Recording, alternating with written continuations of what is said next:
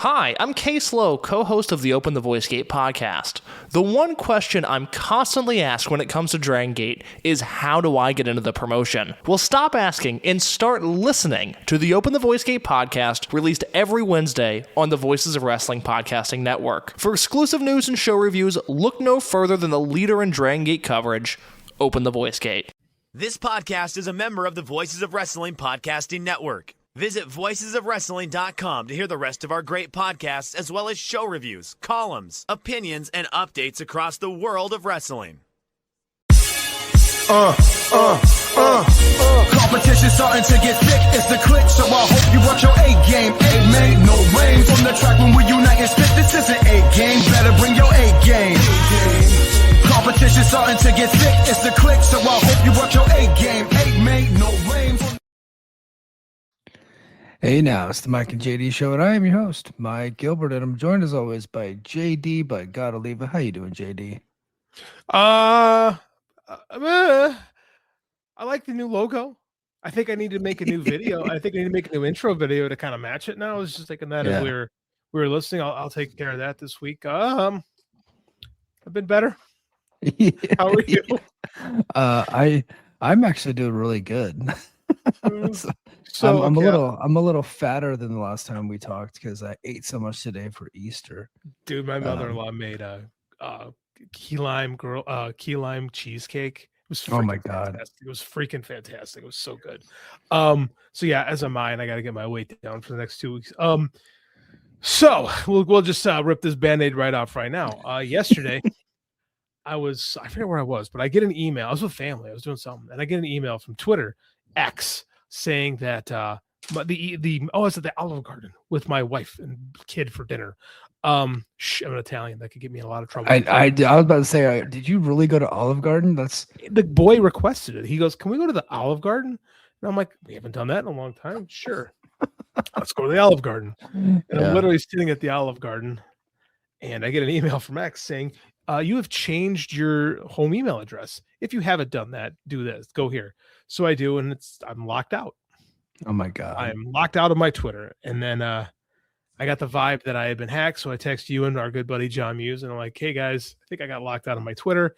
And Muse immediately shows me that whoever has pirated my Twitter, see, when you try to recover stuff, they want the email and the username. This homie changed the email and the username. Yeah.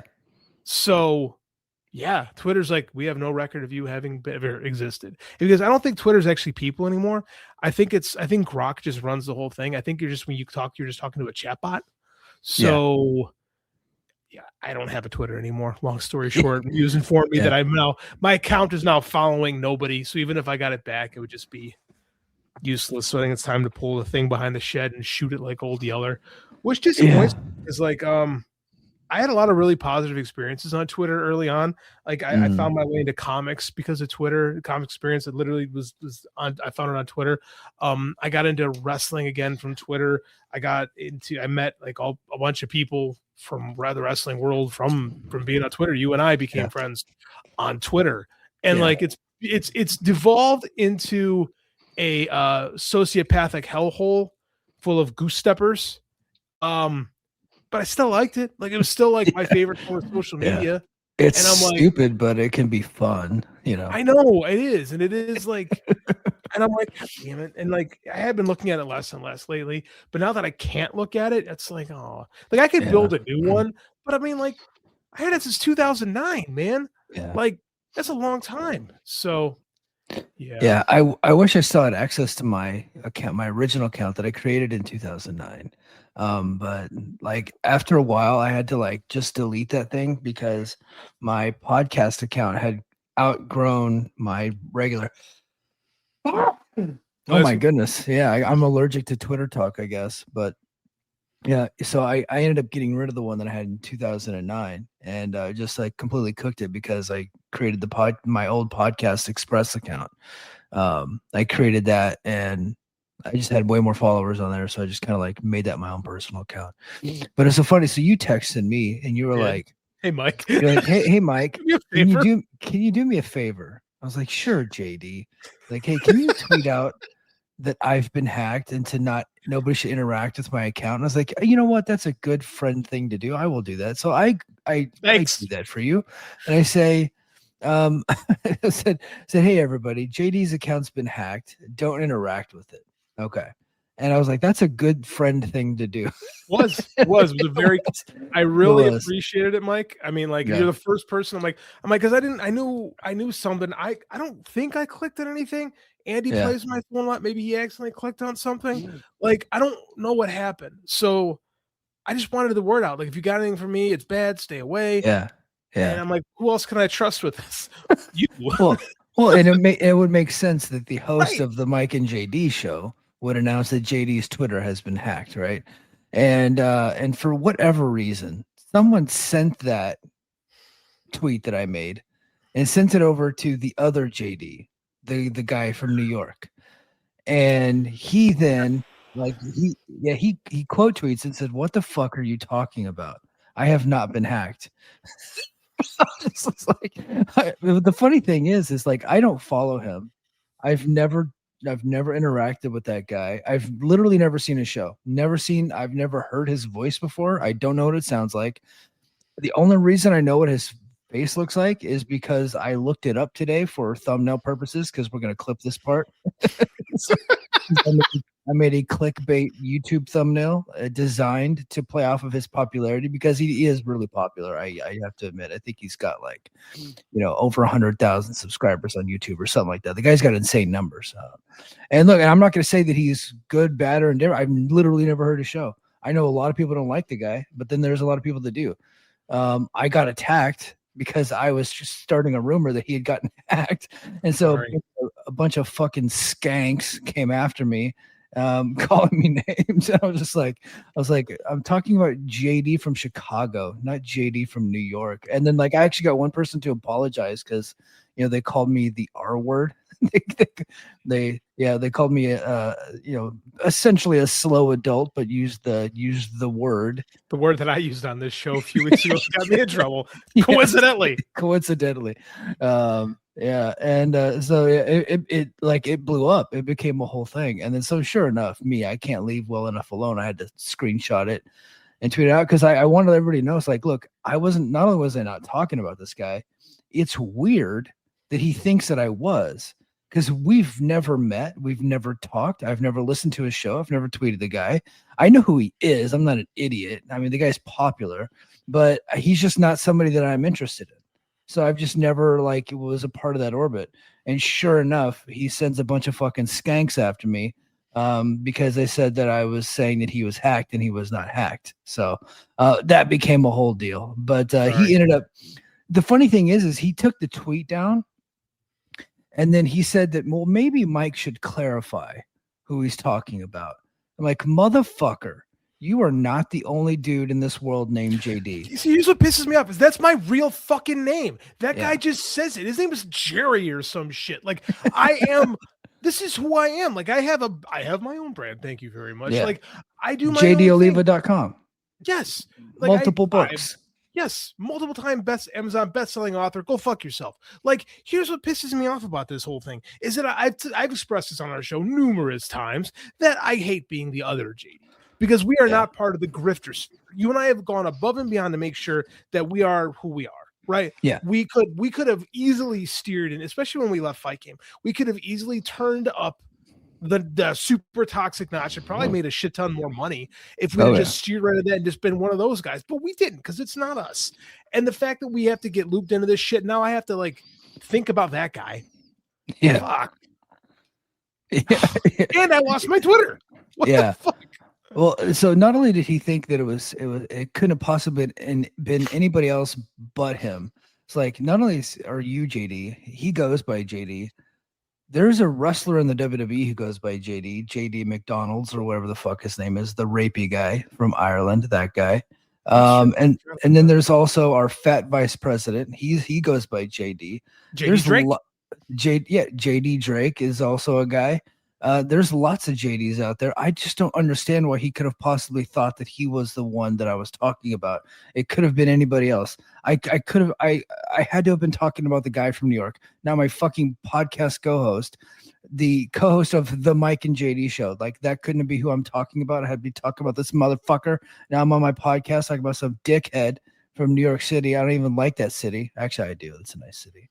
But now I'm just being a dick. Isn't our show in your byline of your Twitter page, which I could tell you, but I don't have Twitter anymore, so I can't look it up myself. It literally says I'm the host of the Mike and JD show and Brace for Impact. So this fuckface had no idea that I wasn't talking about him, and then wants me to clarify because I have to be more specific about the JDs that I'm talking about. Clarify this. Yeah. And then there's a lot of people that were commenting, and they were, making fun of that guy, saying a lot of mean things about him. Oh, so good. It's good. So a lot of people, I only had a few JD from New York skanks come after me, but I think I got a lot of people defending me, and they all got blocked. Yes, the Brian Frederick got blocked. Chad Schultz got blocked. Chad also very sad because you DM'd him and he thought it was real. What am I talking about, dude? Fuck. Yeah. So where's Blake's in the chat? Blake, actually, he just DM'd me a screenshot. I'm gonna have to text it to you after the show's over. But he screenshotted the hacker. He said he goes, "I'll click the link if you send me nudes," and then the hacker starts talking shit back to him. I need to see that. This guy's gonna fucking ruin my life. I texted that to you. The best you text me back was Rovert. I don't know. Like, apparently I had Rovert blocked.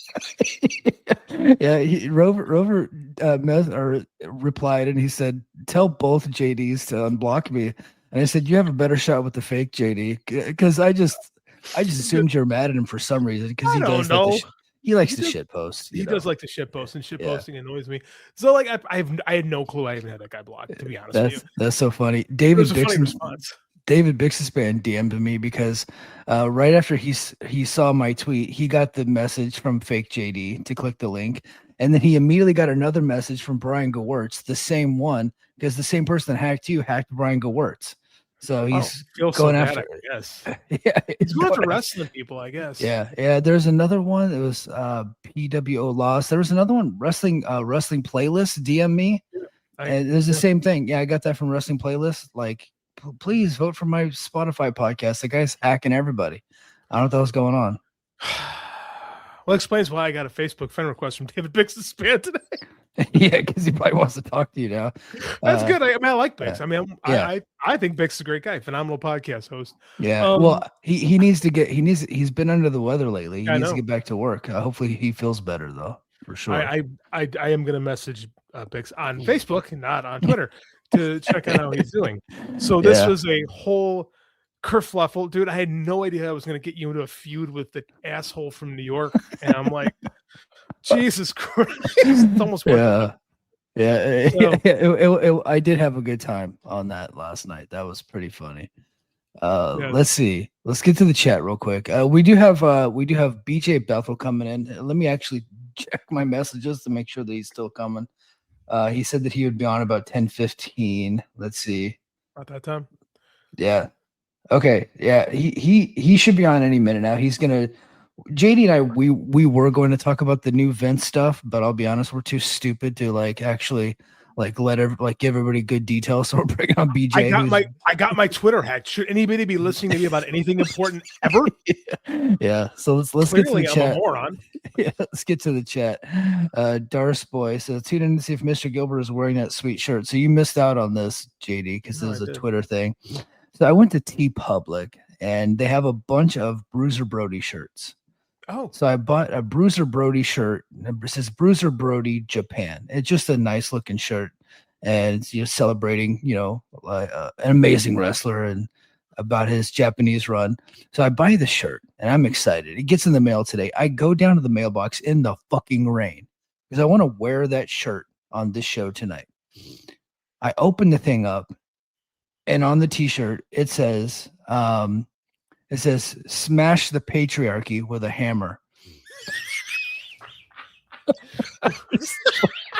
Like, what the hell is this? I was like, I'm so pissed. I was like, I wanted to wear my new Bruiser Brody shirt. This is Smash the Patriarchy. I was like, what kind of bullshit is that? I would love to see you wearing a Smash the Patriarchy. You know what? I'm not going to put it on because I don't believe in that. That's just some beta male tryhard bullshit. But everybody knows my wife runs the house, and like I don't have a say in any goddamn thing. Here, I'll just go grab the shirt real quick. I just have to show it to you. Talk amongst yourselves. I'll just talk amongst yourselves about what a fucking idiot I am. Oh Lord. Oh. So I'll pull this up real quick. Oops, wrong one. This is the one I wanted. Did JD from NY demand that JD Oliva be JD from Illinois from now on? I don't want to be JD from Illinois. I just want to. This is the problem. It's like there's a million Mikes. Mike can be Mike, right? But if I go by my actual name that I've had since birth, my name is James Daniel Oliva, JD.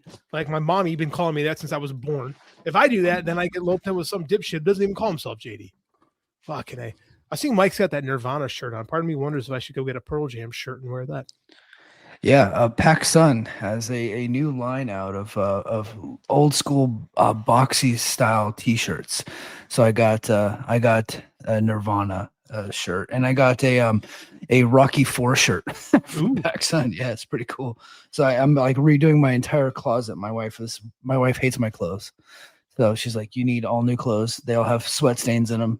So my wife has informed me that we need to have a T-shirt draft, and she figured out that 92% of my shirts have the word wrestling written on it. Let me see. Oh that. Yeah, hold on. It was upside down. Hold on. It says smash the patriarchy. It's not even a good design. No, it's terrible. It's T Public. I upload designs there. Go to our T Public store. I have Brace for Impact shirts. I have new ones out with the NWO logo, but it says BFI. You should wear that with pride, sirs. But it was actually you should make a shirt with the new logo. Actually, that'd be a good looking. I'd wear that. I have a transparent version of that shirt. So yeah, for sure, we could do that. Let's do that. Let's get on that. Okay. But yeah, no, I wasn't about to wear that shirt. I was just like, not doing that.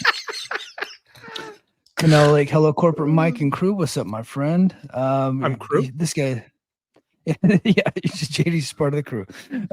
Says, I'm guessing he's talking about Olive Garden. That's like going to Taco Bell for authentic Mexican food. Which I explained to the boy. He's like, well, Dad, we're Italian. I said, yeah, but we can't admit it that we went to Olive Garden. That's like what I said. It's like our Mexican. His best friend is Mexican. That's like your best friend going to Taco Bell for Mexican. He's like, but he loves Taco Bell. I'm like, yeah, everybody does, but that's how we don't talk about that. Yeah. Or going to Panda Express for Chinese food. And I'm like, well, I get it, but it's still good.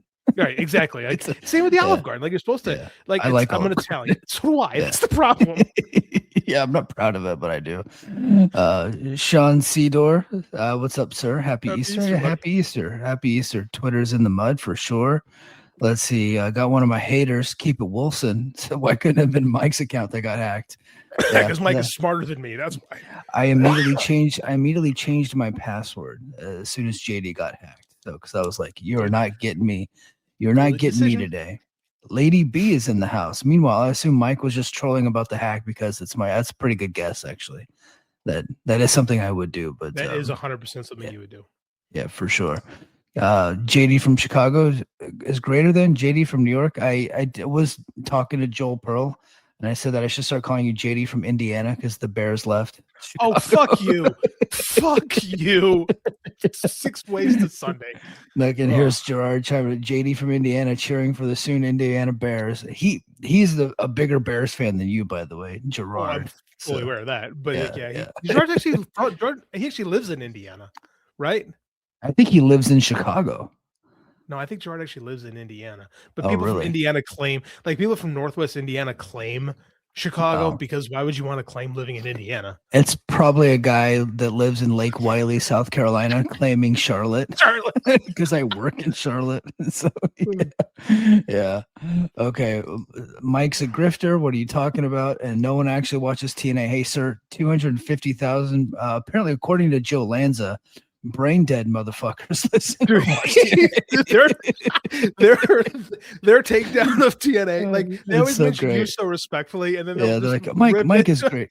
Everybody except for Mike and Garrett, right? Like it's just that they always say that it's like they're all assholes and fuck faces except for Mike and Garrett.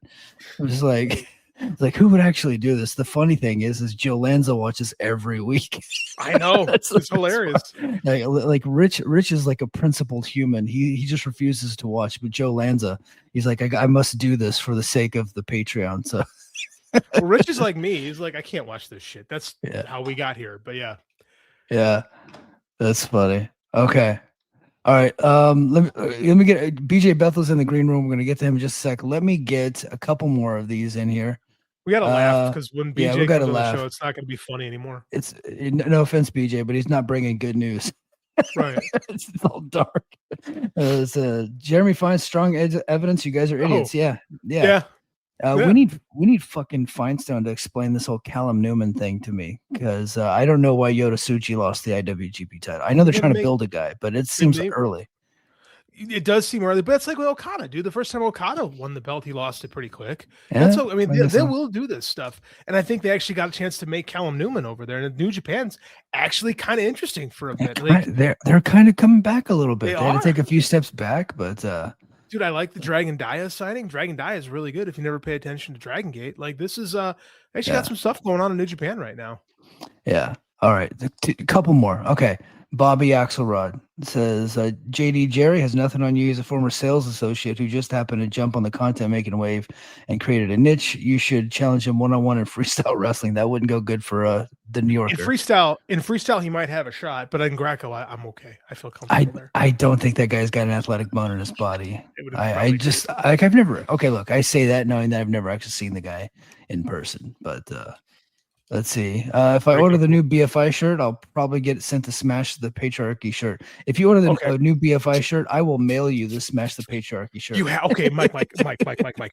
You have to do something with this Smash the Patriarchy shirt. We have to restyle this like Smash the Patriarchy BFI. Like we have to rebrand it and sell it on our own. Like we have to steer into the skid. There's something here. Yeah. Okay. We got to get to BJ Bethel. He is patiently waiting in the green room. BJ Bethel, a veteran reporter, SEScoops.com, and various legitimate news organizations. He's been covering one of the biggest stories in all of entertainment for a long time, and he's here to talk about it today. What's the latest with Afro Man, BJ? Afro Man. So, Lick It Low Lisa's still not recovered. She's still crying on the stand. You went straight to Licking Low Lisa. Well, jokingly, this is how my life goes. I worked at a TV station in Cincinnati when his house got raided. Wow. And so you get we get the press release from the Adams County Sheriff's Department, such and such foreman, known as professionally as Afro Man. His house was raided on suspicions of I think drugs and kidnapping was one of the thing and things like that. And when all this goes, it's funny because you can tell law enforcement has a way of really stilting things for their own way in press releases. And within 2 days, we get the "Will you fix my door?" video, and I'm like, oh, this guy's gonna mess them up bad because you deal with small town cops, and I've seen a lot of them. I'm like, oh, they have no idea what they walked into. They thought they were going to go in this dude's house because I guess he just played right. This is something a lot of people don't know. He just done Red Rocks that week before. So I think they raided thinking he was going to have a ton of merch cash in there from the Red Rocks concert. Yeah. And it didn't happen. But yeah, Afro Man, it's funny. I can't find anybody who thinks that Afro Man's the bad guy in that. But no, it's that he was the one guy that actually for like a small moment of time unified the country together. Yeah, he's like sticking it to the government. He's awesome. I was also shocked. Like the guy was because I got high. Song guy lives in Cincinnati. Why? It's like, what's he doing here? Have you ever tried to fill up your car with gas in Palmdale, California? It's much cheaper outside of Cincinnati, I assure you. Oh, yeah. I mean, Ohio's a great place to live. Regardless, that's one of the insults that get flung at me all the time. So, "Hey, you're from Ohio. What do you know?" I'm like, well, okay, whatever. But It's not your fault. But I'm the not other, paying. I'm the not paying other, $7,000 a month to live in a yeah. shoebox. Okay, Well, so it's not your fault. It's because the other JD, not the one from New York, not the one from Chicago, but the one from Ohio, is our vice president. He's kind of a dipshit. he is. Keep bringing I out the actually name. met him once. And let me tell you something. This is what I know about the JD from Ohio is that how there's groups of nerds, and there's always the big nerd who like bullies and uses he call he's the first one to use slurs against the other nerds and punches them in the arm all the time, and but when somebody from outside the group comes around, they kind of shriek in terror. That's JD Vance. Yeah, That was him. He kind of grew up in a basement with a hoodie and yeah. bullied the other nerds, and now he's vice president of the United States. What a It's country we great, have. wonderful. All So yeah. right. So the real Anyway. reason why we brought you on, although we were talking about Afroman a couple weeks ago, I was like, we should have just brought on BJ because he actually covered the story for a little bit. But, God, it's a wonderful story. It's such an Yeah. amazing story. If you anyone that's had to deal with, I mean, I don't know, you guys, Chicago, San Francisco, I don't know, Mike, where you're originally from, but if you've lived in small towns, they're the crooked small town police departments, law enforcement, government. That's a huge problem. The guy who sings that "Don't Try That" in a small town song, he doesn't get to that part in the song. So Afroman was just awesome. It's just like, okay, this is what they deserve. They deserve this times 10. Yeah. But, so the real reason we brought you on is there has been a big update in the case, the Janel Grant case against Vince McMahon, WWE, and TKO. Some new evidence has come to light. So why don't you go ahead and let us know what that new evidence is and what this actually means for the case. I wouldn't how say does it's it change new. the case? I wouldn't Not call new it new evidence, evidence, but new there's been new allegations. allegations. Yes. So the big ones, so she made a 40-page declaration filing, which was in support. So in June, they're going to have a hearing to decide whether her case should stay in civil court or it should move to arbitration. This is because she had signed a non-disclosure agreement. Yeah. Sorry, it's late. Non-disclosure agreement, and in there is if there was any kind of issues with her and the agreement or WWE and Vince McMahon, she would immediately go to arbitration to discuss this. Well, that's what WWE and Vince McMahon wants her to do, because obviously that would go to their forum with their lawyer, with their format, and then she would have to discuss with them why,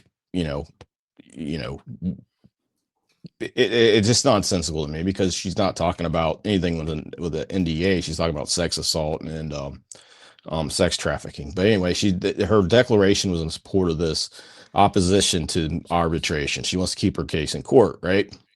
So the big revelations from her side, anyway, the allegations that came out, Nick Khan, who obviously he's the president of WWE, he's kind of the big guy there now. He knew about her and Vince, according to Grant. Nick Khan knew about their relationship pretty much from his time beginning in WWE. She considered that like one of the worst days for her. It's when things really went downhill for her. And then also that she says that Vince forced her into relationships with other multiple WWE talent, which means not just Brock Lesnar, Right, but others. I can't tell you for a fact when they're talking about the February 14th Raw show that she was invited to. This is after she'd signed the NDA, and this has been discussed on Twitter quite a bit. But that the talent that Vince wanted her to meet up with for a liaison, so to speak, was not Brock Lesnar, even though he was on that show. It was somebody else. So she's alleging that there's a talent that has not been named and that she will not be naming that was a part of the February 14th. What year was that? 2022? 2022, yeah. February 14th, 2022 Raw, that he was trying to get her to have sex with, essentially, as part of them having a good performance on Raw. Right. It's kind of you should help this talent celebrate. I'm trying to think of a Vince voice, but it's a harrowing read. I mean, she talks about suicide attempts. It gets into some of the nastiness of the relationship with her, Vince, and Johnny Laurinaitis. She basically says Laurinaitis and McMahon raped me on these occasions, and she's making a list of it. And, there's just times where she was blacking out. She made a suicide attempt at one point. She had suicidal thoughts, it seemed like, throughout this entire relationship, which was probably around 3 years. That seemed to really kind of culminate badly with the pandemic. She goes into reasons why she didn't want to sign the NDA, which the whole process of that, if it's, if what Janelle's alleging is true with the NDA, it's just absolutely absurd that this would hold in court. Yeah, because she's alleging that she was essentially pressured into signing the NDA, Oh, yeah. so that makes it invalid. Now she has to prove that she was being pressured and what kind of pressure that was, but she'll have her day in court, hopefully, if it doesn't go to independent arbitration. So right now, what they're trying to do is the WWE Vince TKO side is trying to force it into kind of a private arbitration, but she wants to have more of a public hearing with like an actual judge and jury, as opposed to just like an independent arbiter, like that's just in front of a single judge, right? That's the crux of what we're seeing right now. Yes, Okay. absolutely. The hearing for them to see if they go to arbitration or not is June 16th. That'll be in federal court in Stamford. Yeah, I mean, that was the crux of it. There was a lot of information. I mean, just tons. I got an article for SE Scoops coming out. Because of computer problems, I didn't get to write it last week, but I got something that's going to be coming out tonight or tomorrow morning. It's already written. It's about 1,800 words. And it's just me going through her talking about the NDA, some of the other stuff that popped up. And I mean, a lot of it doesn't even get back into some previous allegations that were crazy, like the designed office that they had where, Vince and Johnny Laurinaitis would have been able to, enter her office at any time when no one else was around to be able to see what was going on. Nick Khan was supposedly in charge of designing that and making sure it got constructed. But the stuff from this new declaration, this affidavit, it's very harrowing. I think it really makes the decision. I mean, there's a lot about Brock Lesnar that also comes out in this too. He tried to get her to fly to Chicago to meet up with him one time. There was multiple times where he was trying to get her to meet up. He'd sent Janelle he allegedly sent Janelle, what was it? I guess, shots of his body with the photos and stuff. It just shows you how stupid it was of WWE to bring, or TKO. I honestly think that was a TKO decision, not a WWE decision. But to bring him back last year, I just think it was a dumb decision. Because he doesn't wrestle every week. He doesn't do much. He's not really the draw he was, and I mean, every time he's on TV, some hero on the hard cam, opposite of the hard cam, has a sign says Brock Lesnar shouldn't be here, and everybody knows why. And it's just a mess. And it was rough stuff reading and reporting, but someone's got to do it. Well, it was a rough week for WWE last week overall, creatively speaking, and like part of it was having that uncomfortable. Which I watched this on replay and Twitter before I got taken away. Cody Rhodes and Stephanie McMahon were basically essentially speaking well of Vince like he was some kind of a folk hero.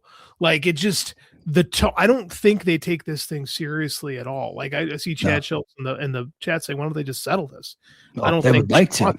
Yeah, she doesn't want it settled. Yeah, trust me. They trust me. TKO, WWE, and Vince, and I say all three on purpose. It's not just Vince, and I think that everybody sees this as a Vince problem, but it is not a Vince problem, like solely a Vince problem. This is a problem for all three, and they would love to settle this thing, and that's what this whole case is about, because she wants it to go to an actual jury and he wants it to go to independent arbitration. If it goes to a jury, she has a bigger opportunity to get more, right? But if it's an independent arbitration, it narrows the scope, which is why Vince would like it to go there. Now, if she goes in front of a jury, the whole case can get blown wide open, and it could go really bad for her too at the same time. So she's really taking a risk, but she feels like she probably has enough evidence on her side, which is why she'd be willing to do that. Yeah. Discovery is going to be an interesting thing if that does happen. So that was another thing that was filed too. That was filed the day after. See, I haven't got through all this, but two of them I have.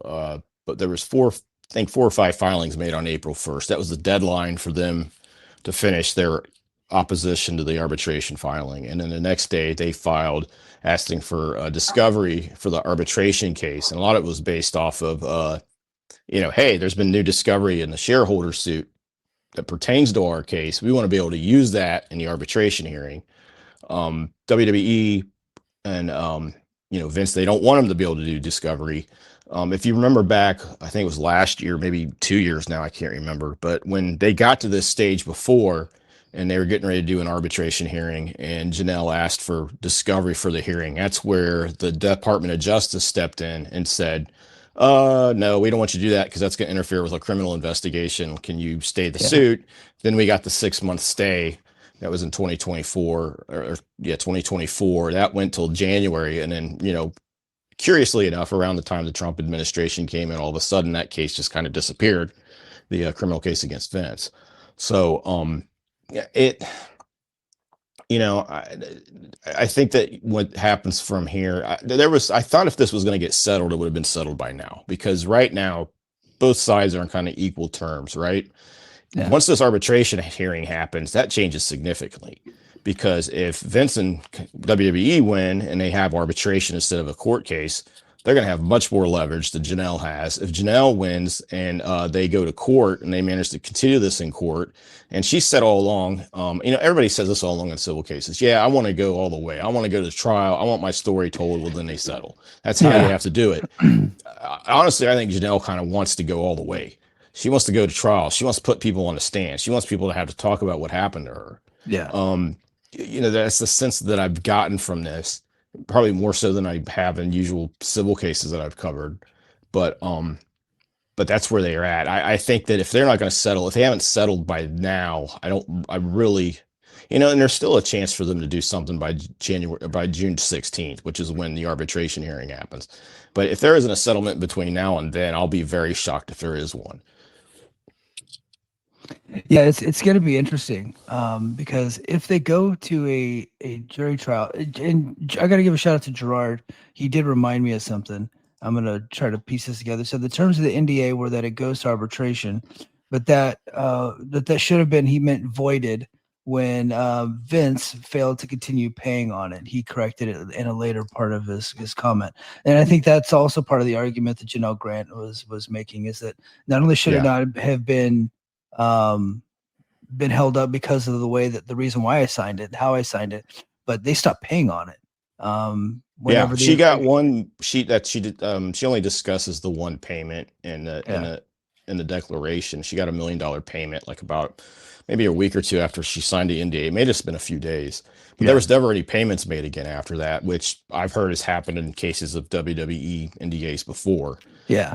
But there's a fight on both sides over who voided the NDA. Vince's side claims that Janel did it, maybe with a civil action.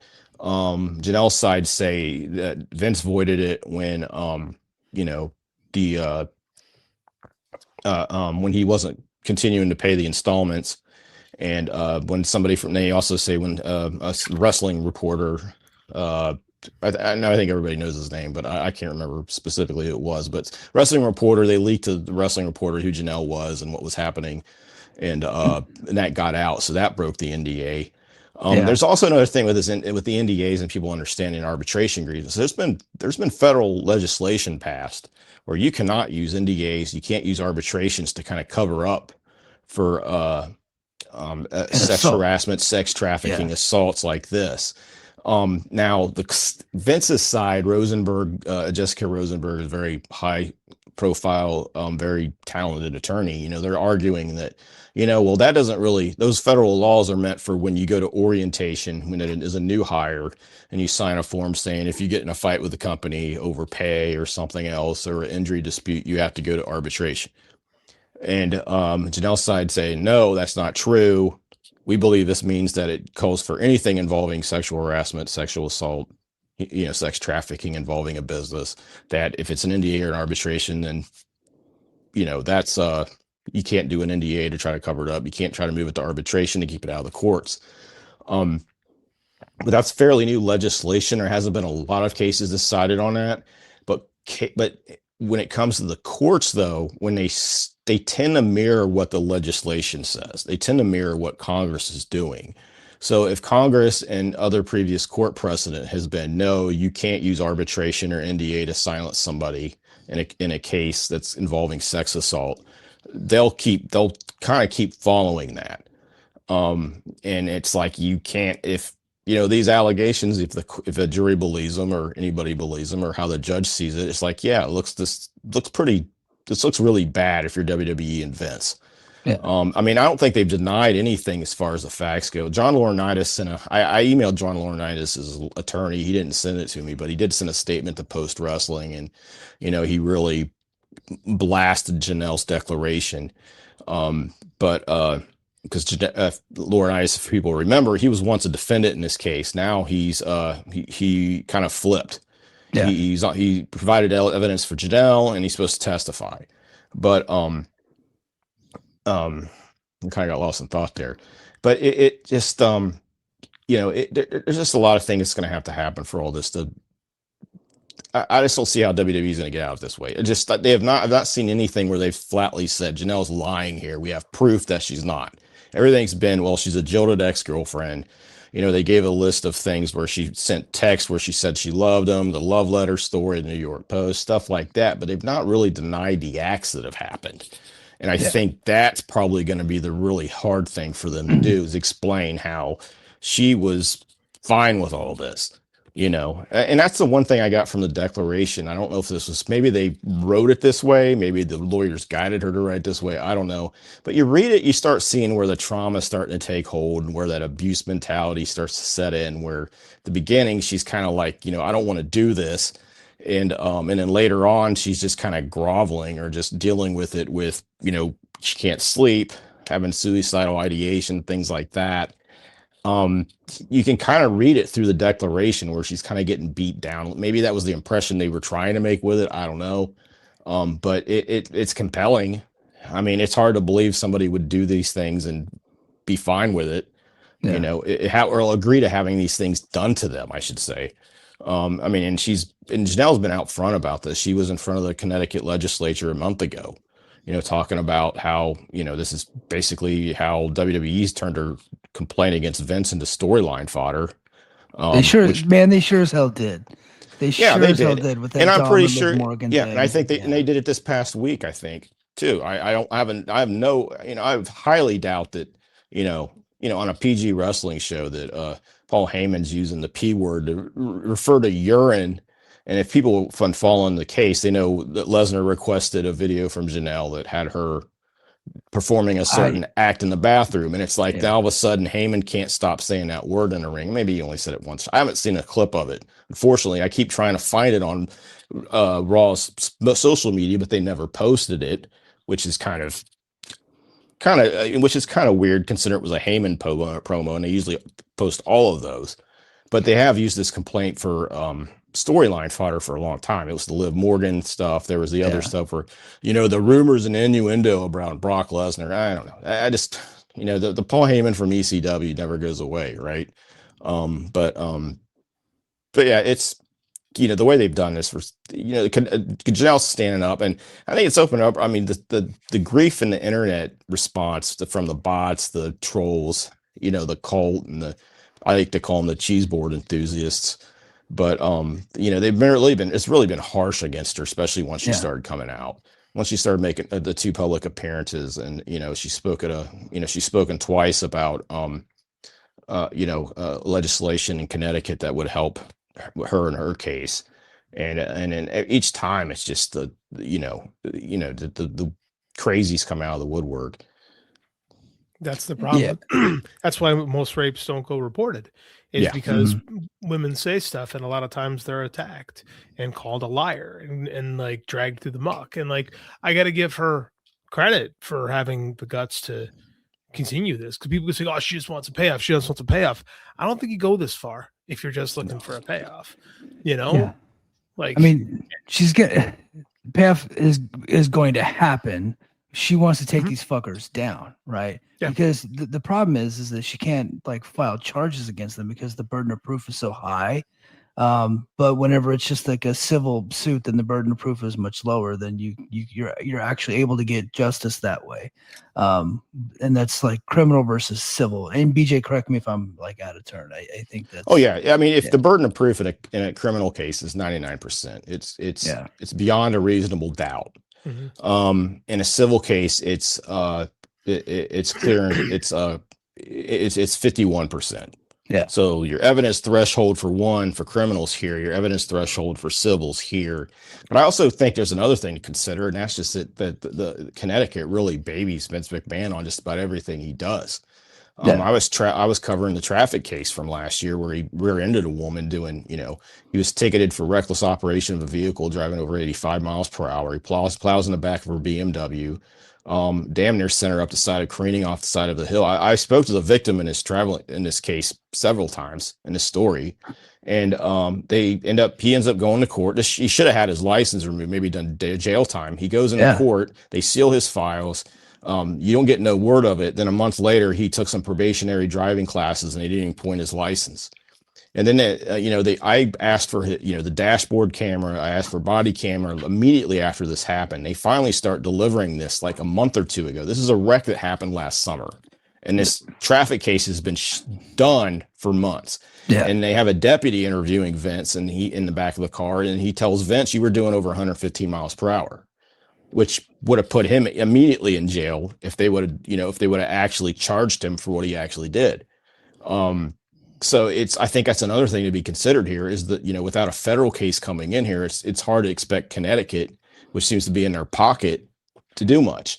At least that's been was pretty eye-opening. But the traffic case has been pretty eye-opening as far as what they'll let him get away with. And it makes me wonder why there's never been state charges in the Janel case. It just kind of blows my mind. It's probably why civil case might actually hit him because they're not going to realistically probably not going to put an 80-year-old man in jail. I mean, they did Harvey Weinstein, but I just don't. I think you're right. I don't think it's going to happen here. So you might as well hit him where it counts in the pocketbook, and it's going to hurt Vince. It'll hurt Nick Khan. It'll hurt Ari Emanuel. Right? Yeah.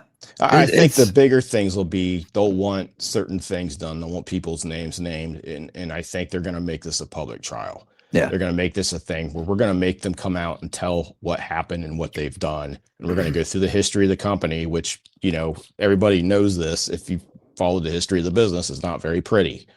And, I still think that if we do see a change in the White House, I really believe the FBI is probably going to pursue. It wouldn't surprise me if they pursued charges or another grand jury. Nobody knows what happened to it. Maybe it's still going on. I doubt it.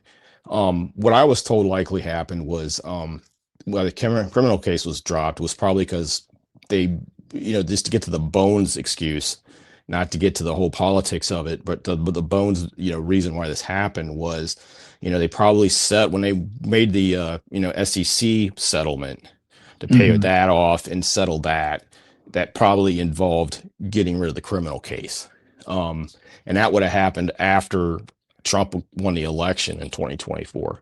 And given what's happened in that same district, Southern District in New York with, because that's where Trump was convicted, the way they've attacked that district, the DOJ, the FBI up there, the prosecutors up there, the way they've kind of like already peeled off some cases that they were going after high profile political and, corporate people, it would be hard to believe that wasn't the case with Vince too.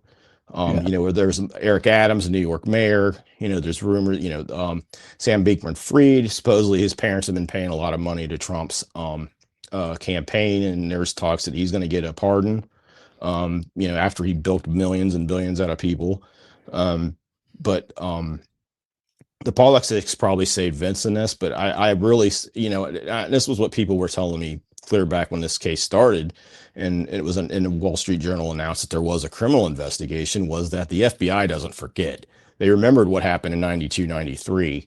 And the mistake they made there was they went after the steroid stuff and they didn't go after the ring boy stuff. Yeah. Now, he kind of got off the clock. He managed to get off the clock because of the administration. That ain't going to make him any happier.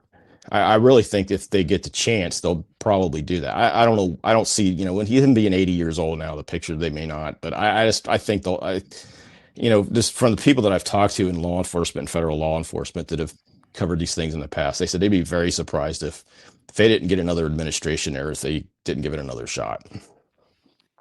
Yeah, that would be really interesting if because the SEC case, the Securities and Exchange Commission, that case, that was a completely separate thing.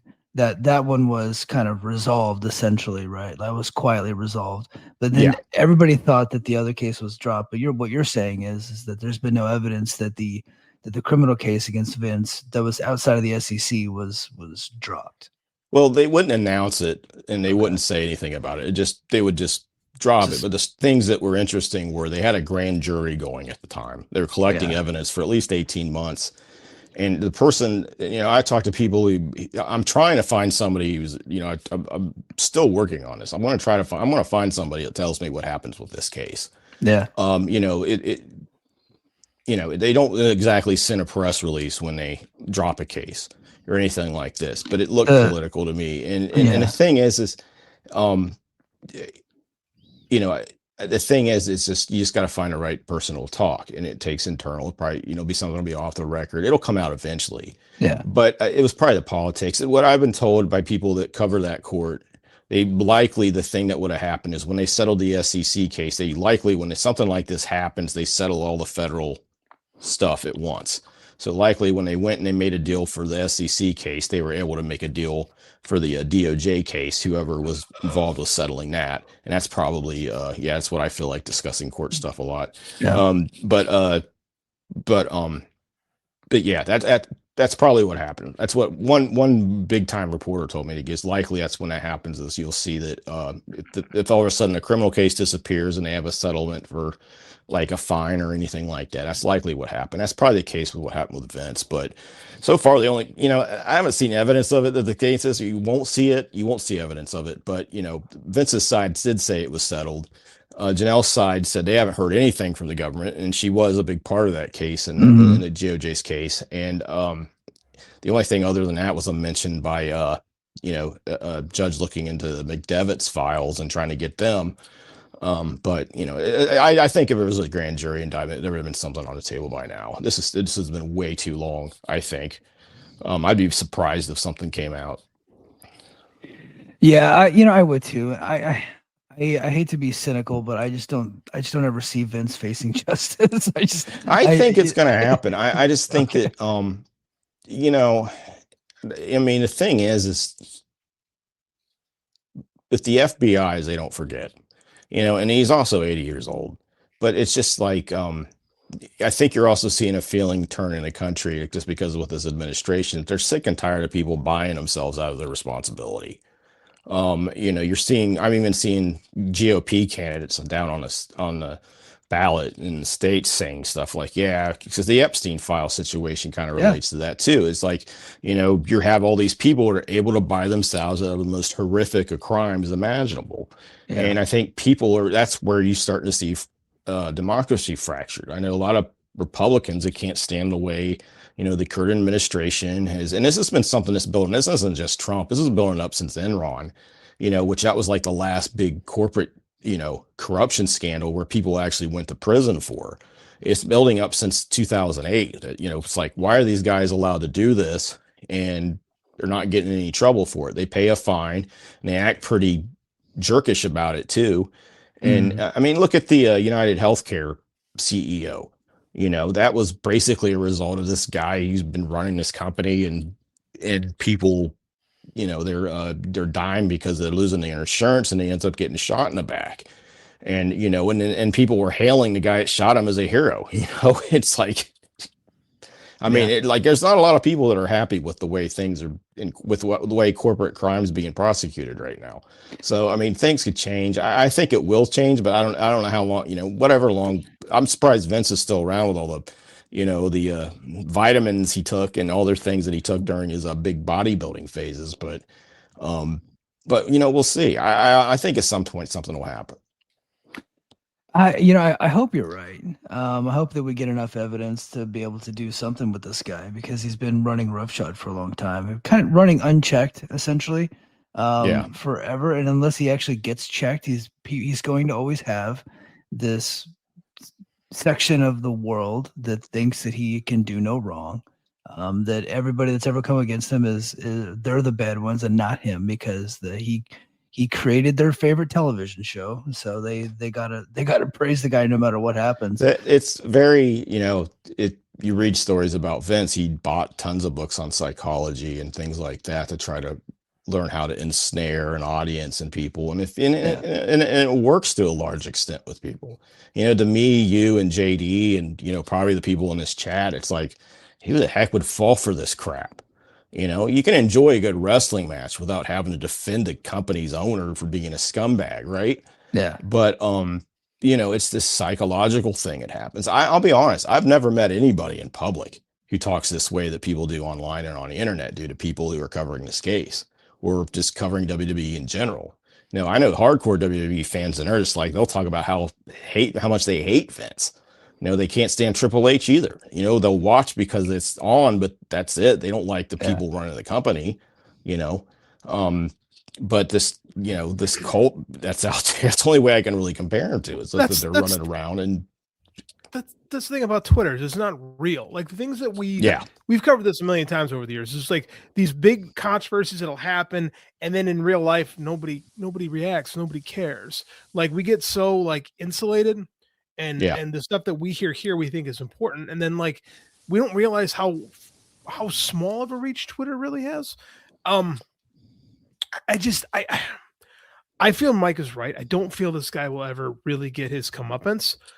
I don't think it's going to happen. I don't know if he'll live long enough, although his mother's still alive or lived to her hundreds or some craziness like that. So I don't have any faith. I don't have any faith in the current administration. I mean, I'll be honest, it'd be hard that anybody that's got a big chunk of money, it's hard to have faith that they'll ever be held responsible for anything they do. It's bad. I mean, Sam Altman's running this AI con for a couple years. He's out in front saying, when it crashes, no, I'm not going to worry because the government's going to bail me out. He just did this huge scam with computer RAM, and he ran up the prices on it. And then when largely due to his own company buying up, promising to buy 60% of the RAM on the market, and then all of a sudden deciding they're not.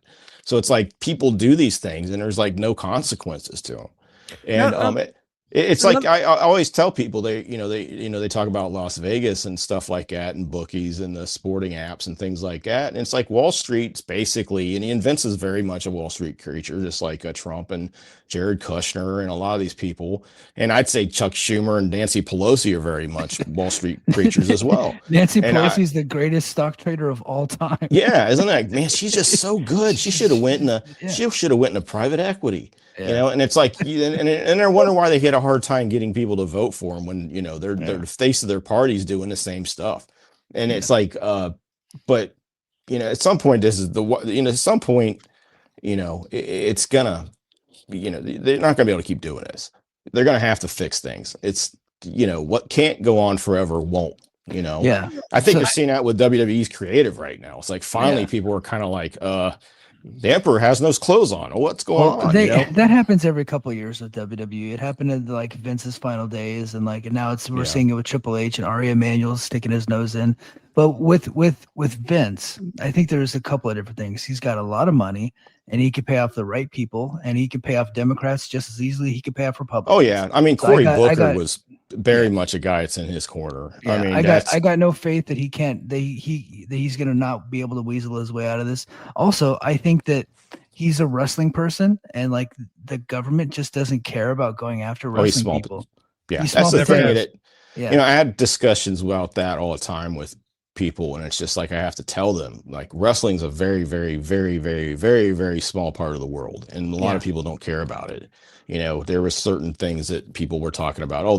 There's a certain agent that was on Twitter, and people couldn't believe that his agency was allowing him to talk this way and all this stuff. And it's like, they don't, they probably aren't likely to care because wrestling just isn't on their radar, or it's just not something they care about. They don't understand it. And Vince used that to his advantage a lot. He would just kick into kayfabe mode. I remember watching him on the HBO kind of sports investigative shows, and he would just, he just worked until he did it to Bob Costas, and Costas, who actually, used to announce wrestling. He knew the business really well, caught him by his ass really and embarrassed him on TV. But it was like he would just go into kayfabe Mr. McMahon character whenever he did and just make it look like everything was an act. They'd have an interview with like Roddy Piper talking about how terrible he feels and he's been depressed and suicidal for years and how bad and how bad the industry is. And they'd try to interview Vince live on the air and he would just kick right into character to try to throw people off. And people in mainstream media, they don't really know how to handle that. They don't know the business. That's one reason why I got back and started covering the story. It's because I remember that when it happened in the 2000s. And I also remember hearing about those allegations against Vince clear back then. That's one reason I got to doing this, because I'm like, okay, well, I'm a reporter on the other side, and and I understand the kayfabe part of this. The key is not to let them do the key is not to take the bait. And and I think that I also think it's this one. I think this case has proved. Case has proved that this is not out. They have brought him out of the shadows a bit, because the Wall Street Journal was on this. Vice was on this. I don't have faith that they care. I'm convinced the next 2 years you're going to see Vince on WWE TV and people doing the whole bow. I didn't. I believe. Don't care. I tell you what, it would not surprise me. I think that I'm surprised they haven't brought him back already, just because they think that any publicity is good. But I do think that if they do, they're going to realize the world's changed a little bit. I think with Vince, I think in a couple of years, probably, I'm not surprised they have not brought him back. I don't think they'll bring him back anytime soon until this case is closed. Then they'll bring him back. Yeah, they were able to bring back Lesnar because Lesnar's not the one that's on trial here. Yeah. I've done some podcasting with Arturo and Larry over at Pro Wrestling Prescription, and I've talked to other people, and one of the things that they said probably doomed Vince more than this horrible case was the fact that when they sold the company, they didn't realize how Vince had just tied WWE into these non-disclosure agreements, and how much he tied him into, this money and, these other problems they had, and that it went well beyond him. It's gone. I mean, there's still people there up and down the line that's had issues. And Lee Fitting had issues at ESPN. Nick Khan's been around a lot of these guys, whether it was at Fox Sports or, he was, as an agent, he represented a lot of them. And a lot of those guys, included the head of Fox Sports, Charlie Dixon, but I think that probably killed his chances of coming back more than anything. But it's like, I will say some of it, I think this idea the fans want him to come back, I think is kind of trash. I saw a video where somebody said they had a welcome, thank you, Vince chant or something at the Raw on Monday. And I went and clicked the video and I listened to it, and I had it all the way up on how as loud as I could get on my phone or computer, both. And I'm like, I couldn't hear anything. It was just somebody looking for bait. Yeah, but I don't think there's any desire by if he came back, he would get the customary big pop. But I think after a week, nobody cares. Yeah, I agree. Here, BJ, we got a question here from Chad. I clicked the wrong comment, but here's the question. It says, sorry if I'm an idiot. Well, you're listening to this show. It doesn't speak highly of you, Chad, but no, I'm just kidding. He said, is the Ring Boy lawsuit settled? It's a great show. The Ring Boy lawsuit is not settled. It is still in court. It moved from the Baltimore County. I think it was the Baltimore County. It was moved from the Maryland state courts to the federal court. Yeah. There's been some filings in it recently too. That's still going on. They're up to 8. They're up to 8 plaintiffs right now, and Linda, Vince, and TKO are being sued in that one. In fact, the Attorney General of Maryland just put in a request and had it granted to kind of argue before the court in this case, because that case came about because of a Child Victims Act law that allowed people to sue for negligence and get rid of the statute of limitations in the state. And that's what allowed the Ring Boys to sue Vince, Linda, and TKO in this instance. They argued this before, and then they had it go to the Maryland Supreme Court along with about a bazillion other cases, and the Maryland Supreme Court kept that up to, they basically upheld that the Child Victims Rights Act was valid and constitutional. But now that they're on the federal court, they're trying to get a federal court to rule that it's not. constitutional. So that's both at the U.S. Constitution and the Maryland State Constitution. But that's where they're at right now. That was what happened like maybe a couple days before the recent developments with Janel Grant, and the shareholder suit's also ongoing too, which is going to be kind of a zoo. I mean, the filings in it are, it's all corporate stuff in the Chancery Court, so it's kind of crazy in there going to the docket. Yeah. But it's you start looking through the course and the cases, and you're like, man, this company, what a history. Yeah, it's pretty. I mean, all the way back to the Snuka case from forever, like that Irv Mushnick wrote about it. It's like crazy. It's funny because that case, I keep hearing stuff about it. Whenever stuff goes back to Vince Jr., it always goes back to Nancy Argento. And that's kind of where people start looking at where things, and that's the way that looks like it had a lot of corrupt government employees that were involved in helping to hush that up, and that's another problem. This wasn't something that they haven't relied on before. We need to do a deep dive into that case, because if you guys have not read the Irv Mushnick book, what was the name of it? It was so good. It had multiple stories in there about different wrestling scandals, but the Nancy Argentino Jimmy Snuka murder case was the one that was the headlining story of that book. I'll think of it and I'll tweet it out later, but we should really do a deep dive. He did really great. He did great work on the Benoit story. He sure does. He's a great writer. Stan Mushnick's nephew. We got a question here from Lady B. He said, I keep wondering if Vince shows up at the Hall of Fame for Stephanie. Despite their strange relationship, I assume she'll mention him. She's savvy. I don't think she will. I bet she mentions him. You think so? I do. I don't think he'll be there. No, he won't. All this going on, I don't think he'll be there, but I bet she'll mention him. Because she's pretty, I don't think she's that savvy, Mike. I think she's kind of. You don't think so? Okay. No, I don't. I think she's kind of. See, that's the thing. That's the thing people don't realize is that they think because these guys haven't gotten in trouble that they're smart. That doesn't necessarily, being rich doesn't necessarily mean you're smart. Do you recall the September 11th SmackDown where she compared the Twin Towers falling to her family getting sued by the government and all that? Like, I mean, Exhibit 1. Yeah. Okay. I reject my motion. Case the thing is you expect people that have found all this success in life or made a lot of money or did well in private equity or became corporate raiders or got to the big time in politics that they're smart. I mean, a lot of it times is just they had the right people and they're willing to do things that most normal people aren't willing to do. Yeah. And I mean, if you see that, that's kind of the behavior that determined. Now they can go one of two ways. You can be you're a sociopath and you can go to jail, or maybe you end up in the White House. Who knows? But I mean, I hate to be that pessimistic and about things, but it's just like the more and more I see things plays out, the more things I read about situations, it's like, these people don't really have. I mean, look at some of the current things we're experiencing around the world right now. It's not exactly anybody with you don't need exactly to be a rocket surgeon to get into these messes, right? If you're a sociopath born with a silver spoon, you're going to be very successful in life. Yeah, because you can't fail. Like, look, we see it time and time again. These people just don't fail. Like DJ, I've been talking about this last couple of weeks, and we talked about how TKO didn't understand kind of what they were getting into, and they picked up WWE. And now with Ari Emanuel sticking his nose into the main stuff with WrestleMania this year, and them not being terribly happy with ticket sales and stuff like that. I've been operating under this assumption that, and I think this is all for all major corporate conglomerations. I think these things are all not long for this world, just based on history.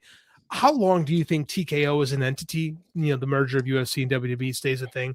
When it first happened, I was thinking a decade. I'm thinking less than that now. I would be surprised if it goes 5 years, to be quite frank. I was told, the feelings that I know some people in the business world had that follow these people pretty closely and, invest in a lot of it and not.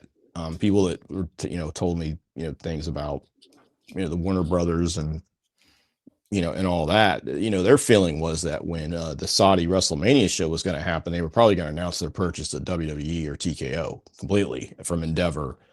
And there's some things that, I don't know if that would have happened or not, but it's just, but it makes sense. I mean, the Saudis wanted in on this. They were from the shareholder lawsuit. They're one of 4 entities that wanted involved and wanted to buy WWE.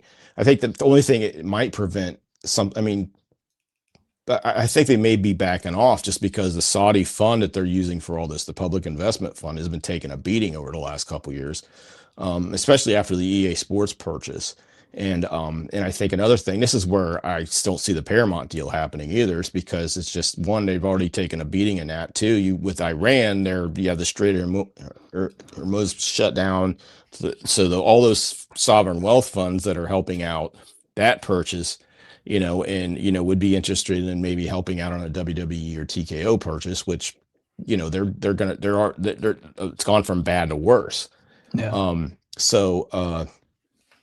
I think the Saudis would have been the most likely. I think at this point, it's like, you got to look at this and think, okay, we're getting over $250 million a year from ESPN for pay-per-views or PLEs or whatever you want to call them. We got $1 billion a year from Netflix. It's like, how much more money can we get out and beat out of this? And that's the mentality. And it's like, they want to sell on top. I think if you start seeing a lot of layoffs and a start of, and a lot of synergy, then you're going to see them. Maybe that's probably the time that they're thinking of trying to dump this thing. But that's it's funny because the thing is, and I think people are realizing is, that's what kind of got WCW and their creative downspin in trouble, was all the corporate entanglements and problems like that and other issues. Of course, it didn't help that Bischoff was an idiot and Vince Russo was a bigger idiot. But you look at what's happening now in WWE, that's the same stuff that happened with WCW in the late 90s, early 2000s. And that's kind of the advantage Tony Khan and AEW has, because they're private. Tony, this is his company. He does what he wants. I see people complain a lot, especially at Meltzer and Sean Ross Sapp, because you don't put out as many spoilers about AEW as you do WWE. That's crap. You're trying to hurt WWE's products. Like, no, it's because there's a lot more plumbing that things have to go through over there, and things leak. Where in AEW, it's just Tony telling people right before they go out what they're going to do, and he's notorious for hating spoilers and match results and surprises getting spoiled. Well, and the people that were leaking in that company now work for WWE again. Yeah, that's. Did you see? I gotta ask you. Did you see MJF on Ryan Fitzpatrick's podcast? I did not, but you know what? Okay. Let's take a look at it, because they do a name association game with him. It's I did see no, that. It was there's a quote when he got to CM Punk. I was like, wow. Yeah, there's a quote being attributed to MJF that I want to talk to you guys about. So let's move off of the Vince thing. We'll put I think we covered that pretty well. It got a little dark. Thank you, BJ, for doing that. Now let's have a fun conversation. So I want to get both of you guys' thoughts on this. MJF was on a podcast. Can't remember if it was Ryan Fitzpatrick or what, but he's doing a lot because he's promoting Dynasty. Believe he's doing a great job of it too. He's the one main eventer in AEW he's the one main eventer in AEW that actually does all the podcasts, and he's out there promoting the brand. I can't say that for other guys that have been in that spot or other EVPs that have been in that spot. MJF actually goes out there and works his ass off and actually promotes the brand. But he has this idea, and I fucking love this idea, and I wanna see what you guys think. He wants Tony Khan and AEW to produce a Wednesday Night Wars documentary, and he wants to have a documentary about how they defeated NXT. And he's like, hey, a lot of those guys. Hold on, that's my cat's ass. Jumped up. He wants the. Hold on, let me come here. All right, this is.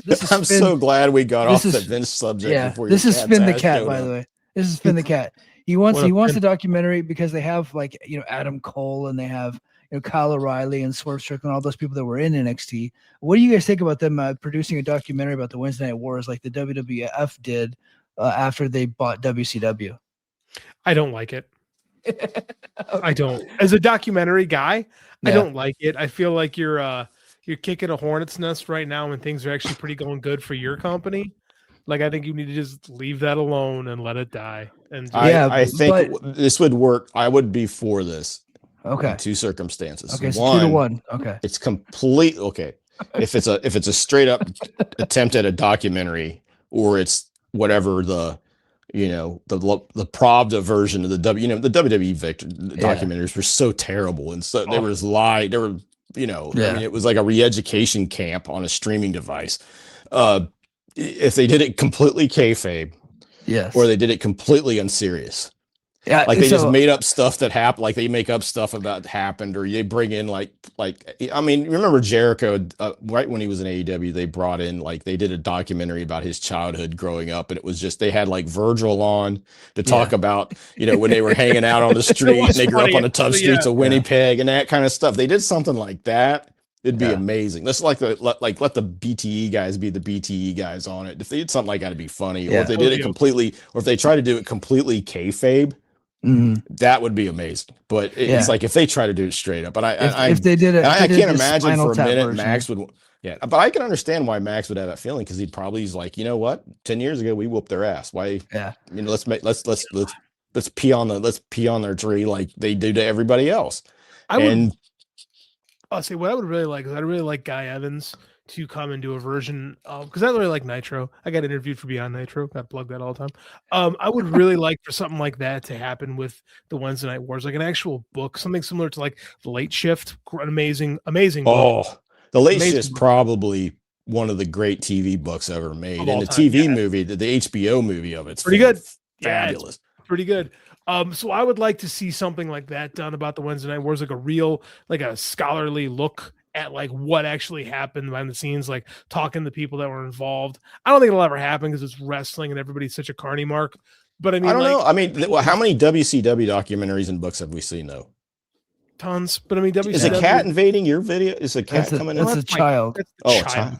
He's on spring break. I'm ready for my dog to assassinate me live on here just because the animals and the children are going crazy, man, and they're taking over. We got all the run-ins happening. You know what I really love about it though is that he takes such pride in AEW defeating the third brand for the WWE. It's like yeah, but they tried though. They did.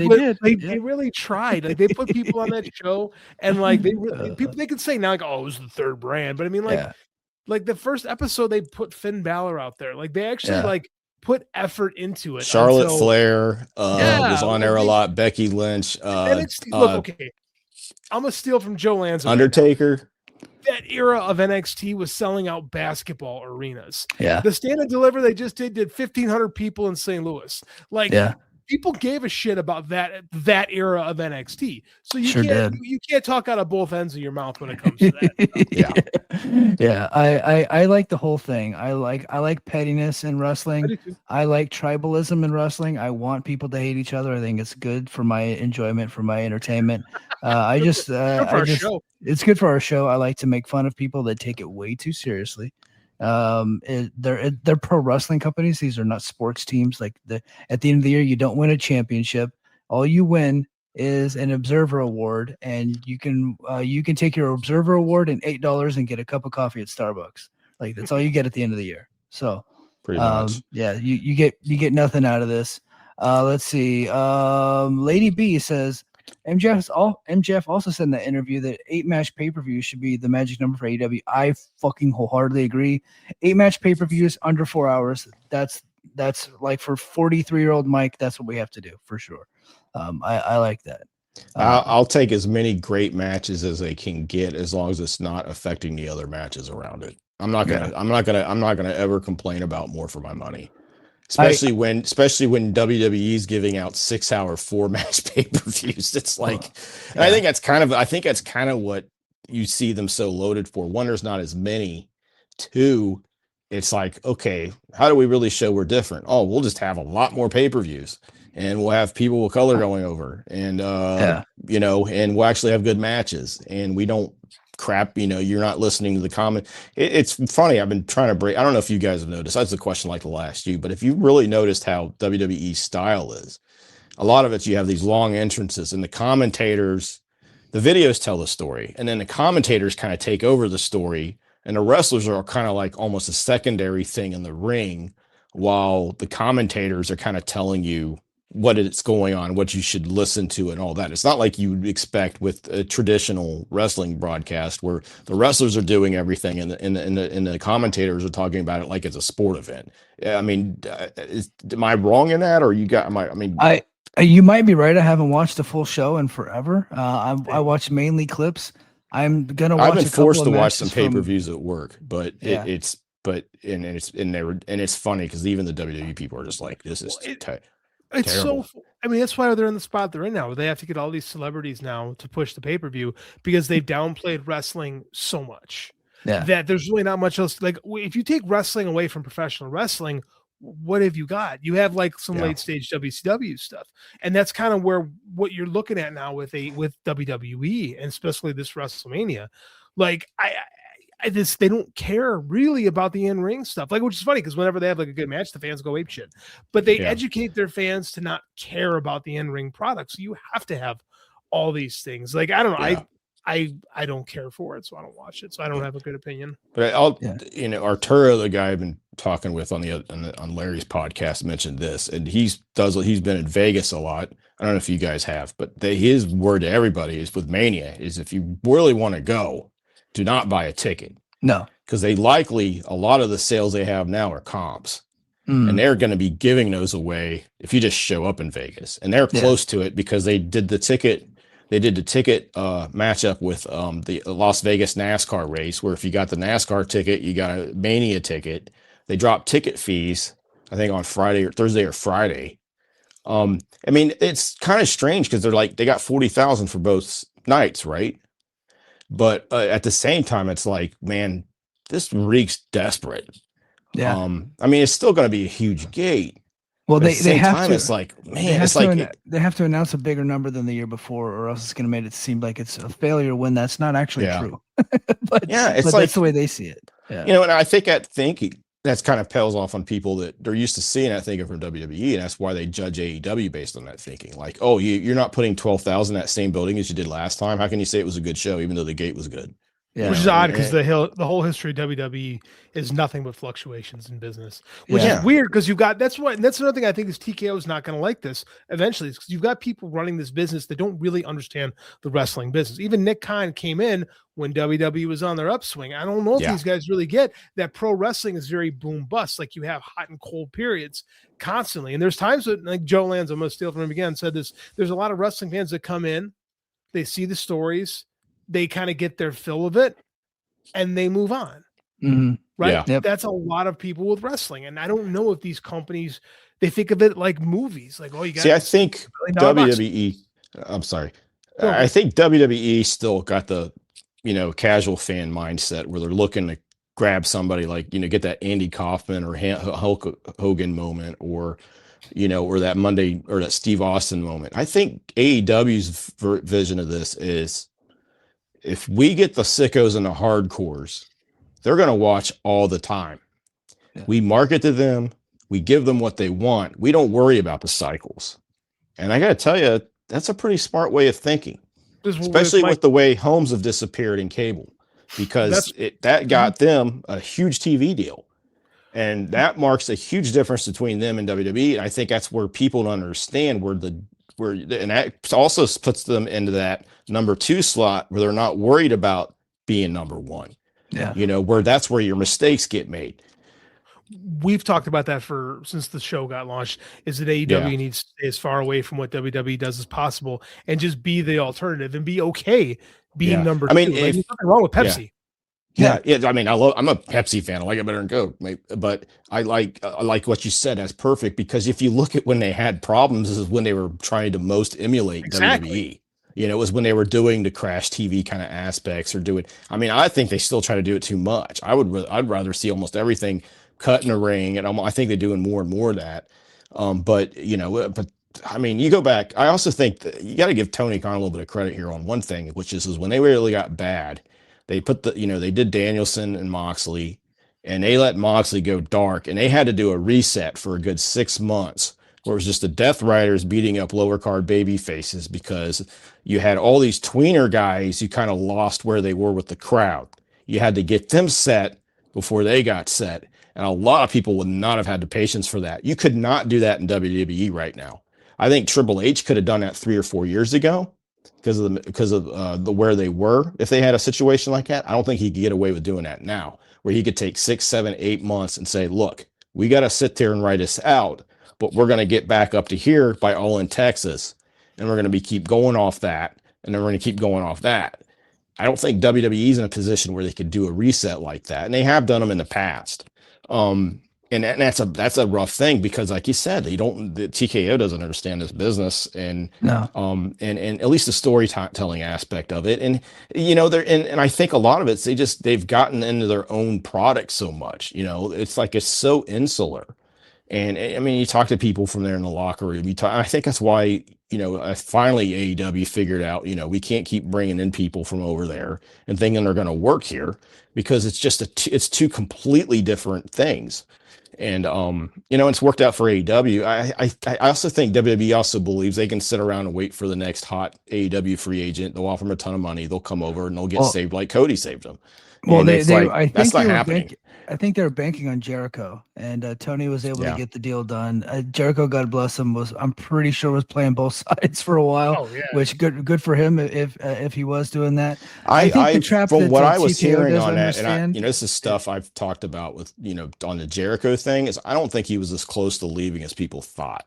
I think he was thinking about it. I think the biggest factor for him was the way the crowd turned on him, and also the fact of the match quality he has to have in AEW, where his body's at right now. Because you're looking at a guy in the mid-50s. I think those were the biggest factors for him in AEW. Because you got to remember, him and Triple H hate each other's guts. Yeah. And I think that he did not trust them with his career and how it was going to close out going back. I think it was still tempting for him because, like, okay, that's a better style for him. It's more suited to him because it's more promo heavy. The matches aren't quite as demanding athletically. But at the same time, it's like, I got to worry about trusting this. I got to worry about trusting this guy who's been my mortal enemy since 1999, where they have worked together well in periods there. But talking to people was like, I would start digging in. I said, where's Jericho really going to WWE? And they'd be saying, I mean, almost to the word I was hearing from people that, yeah, he's not really as close to this as people think. And he's still on the AEW roster page. Because when you see him go off the roster page, then you'll know he's going. Yeah. And he never left it. No, that's the thing too. I think he kind of worked it, letting people think he was going to go.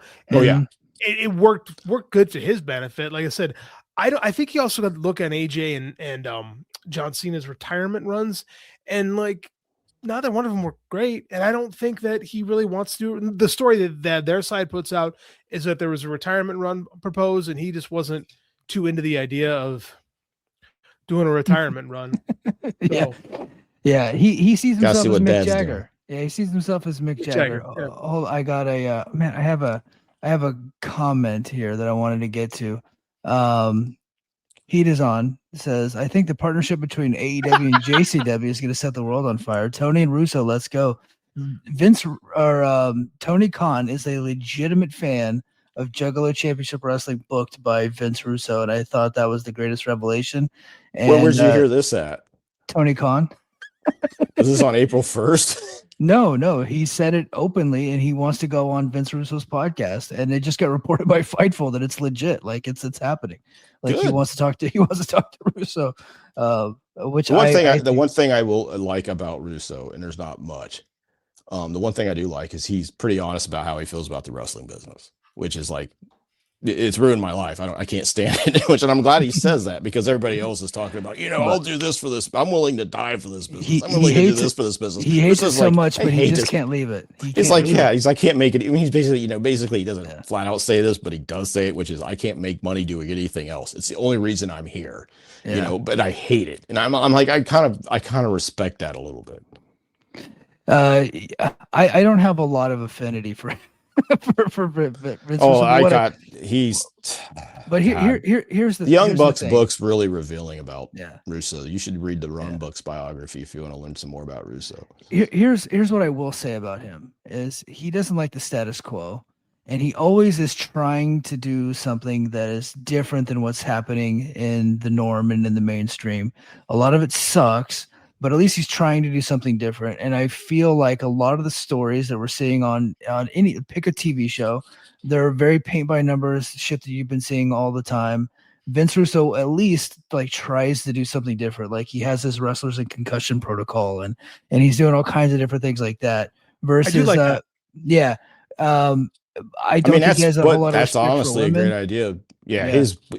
There's some reasons for that too, but the way he is treated, he somehow managed to book women even worse in WCW than WWE did at the time. Of course, Yeah. WWE got there a couple years later, but yeah, I honestly, I want to say something, and a lot of people might not like this, but I think the way Insane Clown Posse has supported the wrestling business, I think they deserve a lot of credit because they make all this money, they got this huge music fandom, and they love, and they managed, I don't know how many retired wrestlers they've helped and given cash to, kept working, and I mean, they've probably done more for retired wrestlers than WWE ever has, or any other wrestling company. Yeah. You know, and I think that's, I mean, just what they've been able to do with, you know, I mean, putting Greg Valentine on our Fuse TV show, or, you know, other things like that. It's just like, you know, it's just, I think I really admire that about him. You know, I don't like the music, but hey. BJ Bethel confirmed Juggalo. No. Yeah, I want to. BJ's he's firmly in the trench of dad rock, I guess is what they would call it now. But yeah. All right, I'm gonna end it on this, guys. This is from Sean Sedor. I guess Tony's thing is now just being super nice. Tony's a super nice guy, and I think all these fraud podcasters, all they ever wanted was either a job or for Tony to validate them and to talk to them. And now he's willing to talk to them, and I think they're starting to change their tune on Tony Khan. And that's smart. Look, and I have that same philosophy. There's been people that have like tried to excoriate me on Twitter, and if I'm just nice to them and like we have a discussion, it just stops. And then there's been other people that are like complete dicks on Twitter, and like we just end up having this conversation, and now we're like friends. Like there's people out there that are like super mean, but I'm nice to them and they're nice to me back, and it's like a little decent thing. I think that is the way to go. I think, you know, love your enemies. You know, today's Easter. Love your enemies. Kill them with kindness. Try to be as nice as humanly possible, and things tend to go well for you. But I have to get off the air. Sorry. It's 11:30. I have to get up at 5 a.m. I love you guys. BJ Bethel, thank you so much for being here. JD, I'm sorry your Twitter got stolen. Maybe one day you'll be back. You stole JD's Twitter. That's going to be the story of the week. Okay, Sarah. All right, guys, that's going to do it for us this time. And until next time, mahalo. Competition starting to get thick, it's the click, so I hope you brought your A game. Mate, no rain from the track when we unite and spit. This isn't A game, better bring your A game. Competition starting to get thick, it's the click, so I hope you brought your A game. Mate, no rain from